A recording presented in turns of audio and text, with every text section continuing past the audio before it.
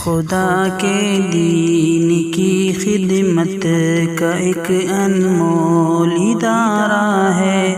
इदारा रहे बरे इंसानियत तो सबको प्यारा है। इदारा रहे बरे। उसमें आज बहुत ही अफसोसनाक, अगर मैं कहूँ तो शायद गलत ना होगा, मेरी ज़िंदगी में मैं जो जब से ख़बरें बोल रहा हूँ, सुना रहा हूँ, एक दिन तो वो भी आया था जो ब्लैक डे था मेरी ज़िंदगी का। मैं ख़बरों की दुनिया का सबसे तारीख़ दिन मानता हूँ, जिस दिन मैं उस ख़बर को सुना रहा था जो फ़ैसला सुप्रीम कोर्ट से आया था बाबरी मस्जिद की ज़मीन को लेकर। और यूँ समझिए कि शायद ये भी मेरी ज़िंदगी का सबसे बदतरीन दिन है कि मैं फिर इस खबर को सुना रहा हूँ। जो बाबरी मस्जिद के कातिल है, जिनको पूरी दुनिया जानती है, जिन्होंने क्या क्या गुल खिलाए थे और कैसे लोगों को भड़काया था, कैसे रैलियां निकाली थी, कैसे यात्राएं की थी, कितने बेकसूर, इनकी जहरीली तकरीरों की वजह से कितने बेकसूरों की जानें गई थी, कितनी माएँ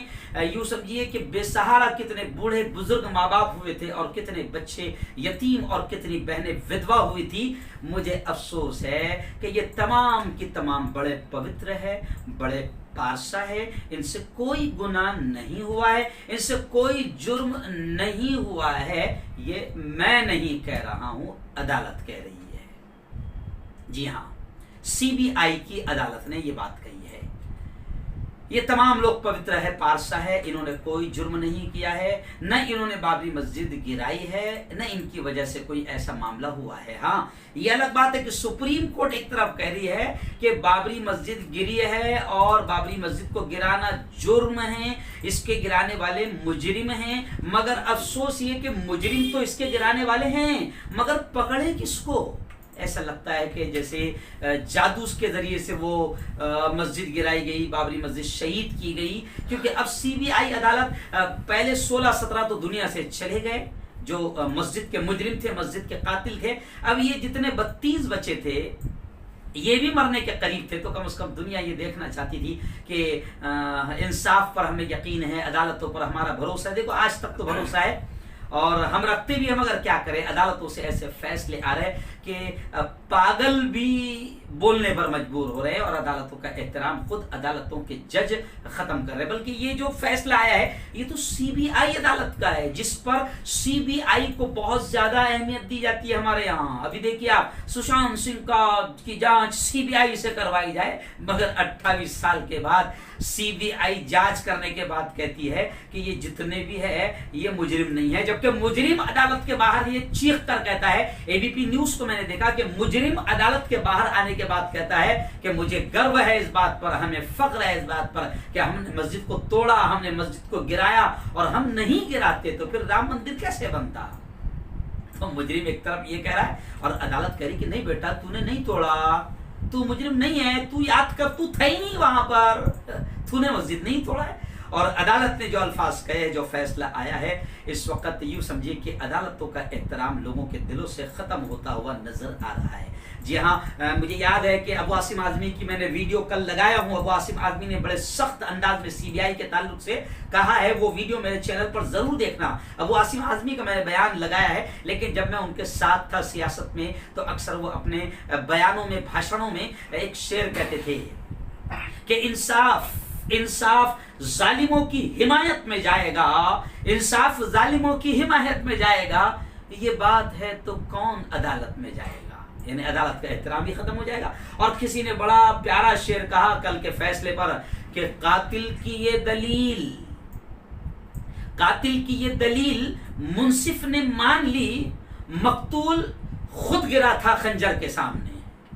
जी हाँ, कातिल की ये दलील मुंसिफ ने मान ली कि मकतूल खुद गिरा था खंजर की धार पर। यानी कातिल बेचारा बेकसूर है, कातिल तो खंजर लेकर खड़ा था, ये खुद आया और खंजर पर गिर गया। तो यूँ समझिए कि जनाब पूरी दुनिया में हम लोग बदनाम हो रहे हैं कि हमारे मुल्क में किस तरीके से सत्ता अपने गलत पावर का गलत इस्तेमाल करती हुई नजर आ रही है। और मुझे अफसोस के साथ ये कहना पड़ रहा है कि कितने लोगों को रोकेंगे आप सोशल मीडिया पर जो अदालतों की तौहीन और बेइज्जती और जजों के बारे में जो अल्फाज लिखे जा रहे हैं वो मुझे कहते हुए भी शर्म आती है।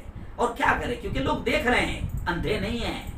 सब लोग जानते हैं कि अडवाणी, जोशी, उमा भारती उस दिन क्या कर रहे थे, मगर सीबीआई अदालत कह रही थी कि नहीं नहीं, ये बेचारे शरीफ पवित्र लोग उस वक्त तो जो पागल, जो दीवाने, जो आतंकवादी आए थे, ये तो उनको रोक रहे थे बेचारे, ये तो मस्जिद को बचाने का काम कर रहे थे। तो खैर बड़ा अजीब मसला सामने आया है। 2 घंटे के बाद जनाब कल फैसला था, 28 साल के बाद, और इन्होंने भी रिटायर होने से पहले फैसला सुनाया। एक्चुअल में बाबरी मस्जिद का जिसने जमीन का फैसला सुनाया वो भी आखिरी फैसला सुनाकर रिटायर हो गया, और इसने भी आखिरी फैसला सुनाकर ये जज भी रिटायर हो गया। लेकिन इनको नहीं मालूम है कि एक सुप्रीम अदालत जहां ना किसी की चली है, ना चलेगी, ना कोई सिफारिश, ना कोई सत्ता, ना कोई पावर, ना कोई ताकत, वो सुप्रीम पावर, वो सुप्रीम जज जो है बाकी है। जिंदगी में भी तुम्हें इसका अंजाम भुगतना होगा, और मरने के बाद में भी आत्मा आपको जो तकलीफ होगी ये भी आपको भुगतना होगा। तो खैर जो फैसला आया है, इस वक्त यूं समझिए कि तमाम लोग अपनी नाराजगी का इजहार कर रहे हैं। मुस्लिम फैसला बोर्ड ने सख्त अंदाज में नाराजगी का इजहार किया, और मुस्लिम फैसला बोर्ड भी कह रही है कि अब हम आगे इस फैसले को चैलेंज करेंगे। वहीं पर असदुद्दीन ओवैसी का बयान भी कल सामने आया, ऑल इंडिया मजलिस इत्तेहादुल मुस्लिमीन का, वो भी मैंने स्पेशली अपने चैनल वायरल न्यूज पर लगाया है। वैसे मैं आपको बता दूं कि मुस्लिम फैसला बोर्ड ने तो ये भी कहा कि सीबीआई अदालत ने जो गुज़िश्ता कल फैसला सुनाया है ये नाइंसाफी की तारीख में एक और मिसाल बन गया। यानी इससे पहले भी ऐसे नाइंसाफी के फैसले हुए हैं सत्ता और पावर के नशे में और ताकत के नशे में, लेकिन नाइंसाफी जो हुई है आज तक के, उसमें ये कल का फैसला सीबीआई का ये भी एक तारीख में, नाइंसाफी की तारीख में एक मिसाल बन गया है। और मुस्लिम फैसला बोर्ड ने कहा कि अगर मस्जिद की शहादत में वहां मौजूद लोगों का कोई किरदार नहीं था तो क्या फिर गैबी ताकत ने, कोई जादुई ताकत ने, कोई मैजिक हुआ है जो मस्जिद गिर गई थी? सीबीआई अदालत के फैसले को हाई कोर्ट में चैलेंज किया जाएगा। अयोध्या के मुतासरीन का भी ये कहना है, मुस्लिम फैसला बोर्ड का भी ये कहना है। और मैं आपको बता दूं कि हजरत मौलाना अरशद मदनी ने तो बिल्कुल साफ तौर से इस फैसले पर कहा कि बाबरी मस्जिद पर फैसले से अकल हैरान है कि फिर बाबरी मस्जिद गिरी है, गिराई गई है। सुप्रीम कोर्ट कह रही है गिराने वाले मुजरिम हैं, मगर अजीब बात है कि जितने लोग थे अब सीबीआई अदालत कह रही है कि ये मुजरिम है ही नहीं। तो क्या सीबीआई कोर्ट के फैसले से अवाम का अदालत पर एतमाद और भरोसा रह सकेगा? मौलाना अरशद मदनी ने अफसोस का इजहार करते हुए कहा कि दिन की रोशनी में बाबरी मस्जिद को शहीद किया गया। दुनिया ने देखा कि किन किन लोगों ने अल्लाह के घर की बेहुरमती की और जमीन बोस कर दिया, गिरा दिया, शहीद कर दिया। मौलाना अरशद मदनी ने कहा कि किन लोगों की सरपरस्ती में मस्जिद शहीद हुई, दुनिया ने देखा।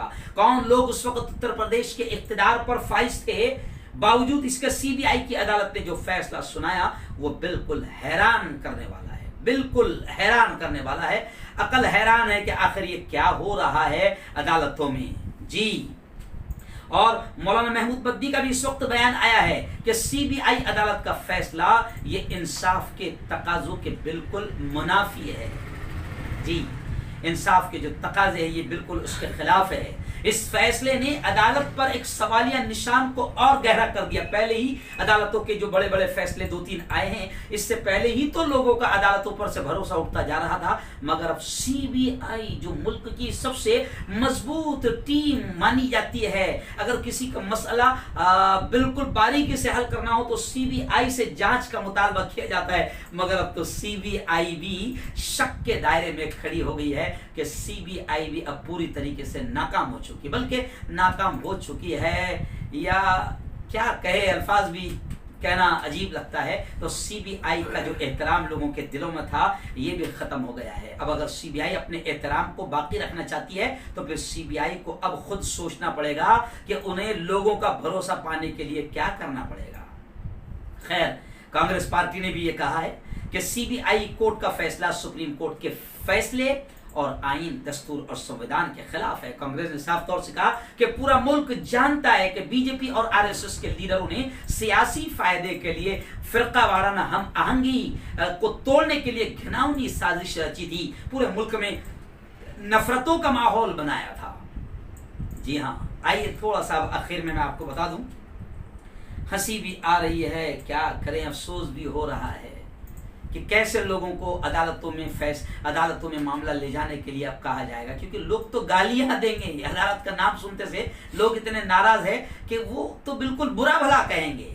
लेकिन आइए मैं आपको आखिर में बताता हूं कि जज ने कल 2 घंटा देर से कोर्ट में आए, जज मोहतरम कोर्ट रूम में आए और जय श्री राम के नारों के दरमियान 10 मिनट में जज साहब ने फैसला सुना दिया, जबकि फैसला 2300 सफ़ात पर लिखा था, मगर 3 पेज पर का खुलासा जज साहब ने पढ़ के सुना दिया। और खुलासा देखिए क्या था। खुसूसी जज ने कहा कि बाबरी मस्जिद की मिसमारी मंसूबा बंद साजिश का हिस्सा नहीं थी, यानी प्री प्लान नहीं था, मुनज़्ज़म मंसूबा नहीं था। तो फिर क्या ऐसे ही मस्जिद गिर गई? जज साहेब, मुजरिम बाहर निकल कर कह रहा है आपको नजर नहीं आ रहा है, मुजरिम बाहर निकल कर कह रहा है कि हमें गर्व है कि हमने ये काम किया है, मस्जिद को तोड़ा है। जज साहब कह रहे हैं कि मंसूबाबंद साजिश नहीं थी। कार सेवकों का तारीखी बाबरी मस्जिद को मुनहदिम करने में कोई किरदार नहीं मिला। तो फिर वो जो चढ़े हुए थे, वो जो मस्जिद के गुंबदों पर नजर आ रहे हैं, वो शायद जिन्नात थे, चुड़ैल थी, भूत थे। जी हाँ, कार सेवकों का कोई किरदार नहीं मिला जज साहब को 28 साल में। ऐसे मुल्जिमीन ने भीड़ को खामोश करने की कोशिश की थी। मस्जिद गिराने में अडवाणी, मुरली मनोहर जोशी, उमा भारती, विनय कटियार, ये सब का कोई रोल नहीं था। माशाल्लाह, सुभान अल्लाह, जज साहब के इल्म, उनके नॉलेज को सलाम। ऐसे ही जज साहब ने कहा कि सीबीआई की जानिब से पेश जो वीडियो की गई है वो नाकाबिल कबूल है, फोटोग्राफ्स खारिज कर दिए। जी, और फिर दूसरी और खास बात जो जज साहब ने कही, आरएसएस और विश्व हिंदू परिषद का बाबरी मस्जिद मुनहदिम करने में कोई किरदार नहीं। ये पवित्र लोग हैं, इनका इससे कोई लेना देना नहीं है। जी हाँ जनाब। और आखिरी बात कि मुल्क की सबसे बड़ी जांच एजेंसी मुल्जिमीन के खिलाफ जुर्म साबित नहीं कर पाई। अब सीबीआई भी शक के दायरे में और सवालों के घेरे में आ गई है। अब सुप्रीम कोर्ट कह रही है कि मस्जिद गिरी है, दिन की रोशनी में गिरी है। मस्जिद के ताल्लुक से सुप्रीम कोर्ट ने यह कहा कि मस्जिद कोई मंदिर को तोड़कर नहीं बनाई गई थी। सुप्रीम कोर्ट ने यह कहा कि मस्जिद को गिराने वाले मुजरिम हैं, मगर सीबीआई की अदालत कह रही कि ये जितने भी है बेचारे सब पाक पवित्र है, इनका गिराने से, मस्जिद को शहीद करने से कोई ताल्लुक नहीं। अब कोई ऊपरी ताकत को ढूंढना पड़ेगा कि आखिर जिन्नातों ने गिराया, चुड़ैल ने गिराया, शैतानों ने गिराया, ये कौन से आतंकवादी थे जो गुंबदों पर चढ़ते हुए नजर आ रहे हैं, ये कौन आतंकवादी थे जो उनको उकसाते हुए नजर आ रहे थे। तो खैर सीबीआई अदालत को तो नहीं मिले हैं, मगर अब दुनिया को ये कहना मुश्किल हो गया है, बल्कि दुनिया हम पर थू थू कर रही है कि हमारे मुल्क में आखिर इंसाफ का किस तरीके से मर्डर और खून हो रहा है। इदारा रहे बरे इंसानियत तो सबको प्यारा।